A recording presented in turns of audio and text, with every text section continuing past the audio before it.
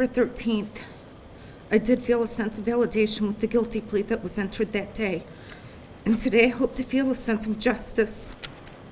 But please let me be very clear that although he pled guilty to attempted rape, he was successful in raping me. I am asking you to hand down the maximum consecutive sentence of 16 years. Without this trial, you did not get the benefit of knowing how we got here.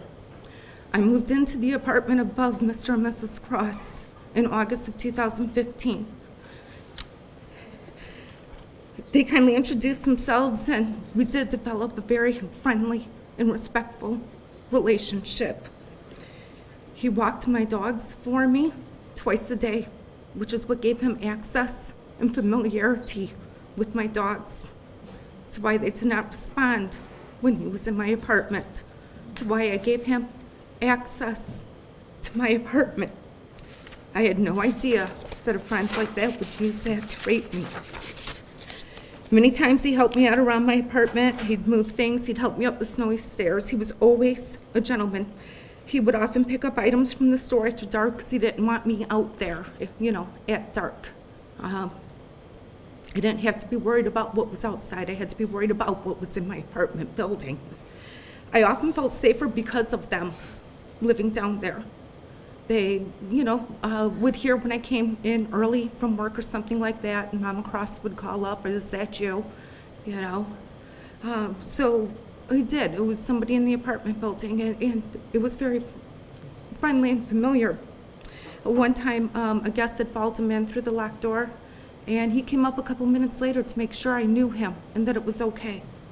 But I had to worry about him being the one that would scar me for life, even though I genuinely cared for both of them, and I tried to reconcile those feelings as I sat in the hospital for 6 hours getting a rape kit, filing charges, and going through this process. But I do see him now as the monster that he is, and not a friend or anything like that. He's the worst kind of sexual predator, one who can enter the home of someone who trusted him, violate her, and have no remorse about looking her in the eye again. He basically groomed me over the course of 1.5 years, like any other sexual predator would do. He gained my trust, as well as the trust and familiarity of my dogs, and used it against me to rape me in the safety and security of my own home. This occurred while I was sleeping. I woke up to this in my home. People have asked why I didn't fight, and the answer is I couldn't. I've had that silent scream. Your body just goes into paralysis. You can't do anything. I was aware that he carried a knife, and I knew if I tried to fight, I'd have a 50-50 chance, so I did the best that I could, and I continued. He thought that I was asleep or passed out the whole time, but I wasn't. When he left, my dogs thumped their tail, and I don't know why it bothers me so much, but they thumped their tail, excited to see him, and he told them to shh. And he walked right down and went right into his apartment and faced his wife. I called the police. I did everything I was supposed to. I called the police within the hour. I preserved the evidence despite the overwhelming urge to get the filth out of me. I did everything I could. And when the cops showed up, I viewed the body cam. And the first thing I say to them is, please save me. And it's obvious that the shock, the fear, everything was on the cam. Now, mind you, he did all of this while his wife was right below me, right below my bedroom. Don't think for a moment that because this was not a violent assault where I suffered physical injury, that I do not suffer. Since then, I have had bouts of insomnia, but I have had medication and counseling to help that, and I am now up to about 5 hours per night, except for the last few nights. During the first week, I hardly slept. I didn't meet my regular bodily functions. 10 days late from my period, didn't eat, didn't sleep. And those aren't things that you can control. So this shook me to my core. I had an underlying physical tension across my chest. It was like a clamp, and I had that for quite some time until I finally saw a doctor and got the anti-anxiety, and a heavy sedative to get me over this. Today, there's no amount of fluoxetine that's going to help me with this, but matter of fact, Monday night I became physically ill, stressing. I've also become more reclusive. There are 2 people that I allow into my home because I don't want my dogs familiar with anybody. I've thought about that. What if my dogs weren't familiar? Wouldn't they have responded differently? Would I have woke up? I've laid awake many nights thinking of all the what ifs. Maybe I shouldn't be so friendly with my neighbors. Maybe I should just keep my door closed all the time. I've added screeching alarms to all of my doors, front, back, and to my bedroom doors. I don't want anybody to know my dogs. I want them to bark whenever anybody comes close. When you go without lack of sleep or minimal sleep that's restless, when you have the anxiety and depression that I've had, it turns you into simply a zombie of yourself.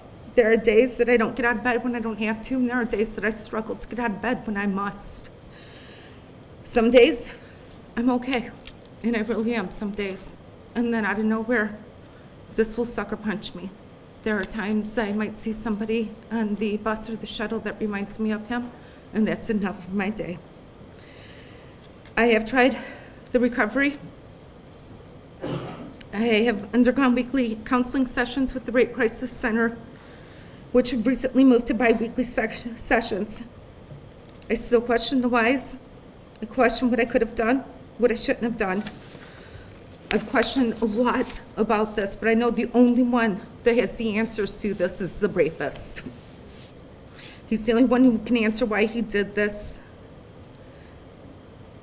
He continued for a long time with the lie that this was consensual, and I assure you, it was not consensual under any circumstances. The thought of it turns my stomach.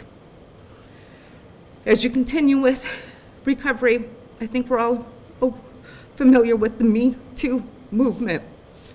I cannot get away from the triggers. If I watch entertainment news, it is there. If I watch political news, it is there. If I watch local news, it is there. I'm glad that it is there so that women feel the support to stand up, but I can't get away from it. I see all of the comments. Well, why'd she go out with them? Why'd she do this? Why did she stay at her job? Why this? All of it is victim blaming. I blame myself at night, lying there while my mind escapes.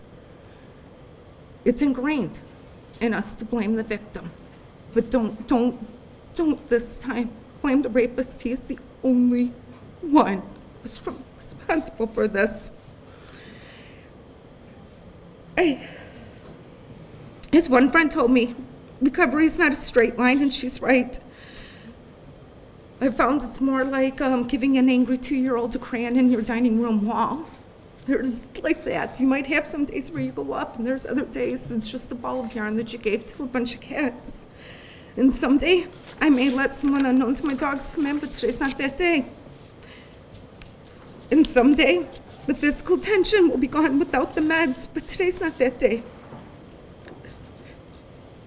Someday, the fits of crying will be gone, but today's not that day.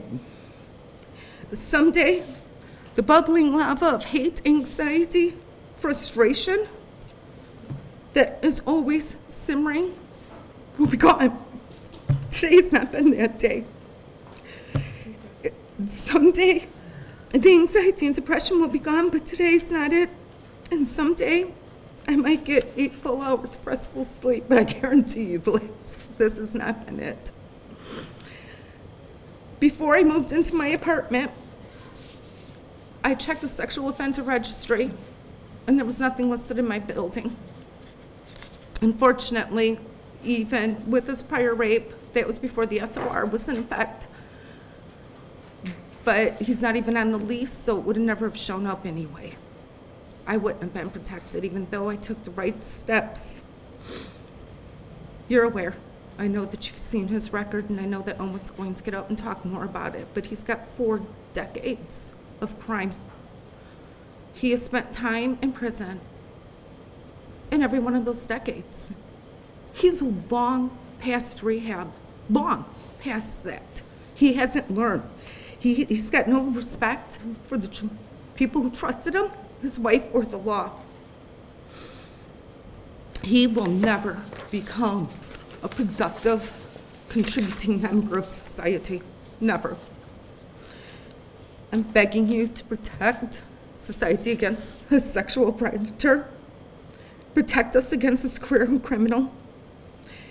He is the worst kind of monster. He is a repeat sexual offender who preys not just on anyone, but somebody who truly trusted him. He has blamed me for his actions. How did he blame you? Telling them that it was consensual. I opened the door naked. I did not, and I never have, and I will not. I've had to answer to that. And of course, Owen was doing his job and asking me that. But that is never, this was only a relationship of respect and friendship. You need a Rex roll of toilet paper, run up and get it. I'm not Yeah, blaming you. I know, don't want I know. you to leave with that impression. I know that you had. I read the report and I didn't see any indication of that. That's why. Yeah, it's just through the trial prep. He was Okay. saying it was consensual and that I had opened the door and begged him and blah, blah, blah. Okay. And so that's where I get that from. I've told you about some of the impact it's had, but I have bridges yet to cross. Because someday I will date. And someday I will have relations again. I don't know how that's going to be, so I can't even begin to tell you about the impact of that. But at this point, again, there's no hope for rehab.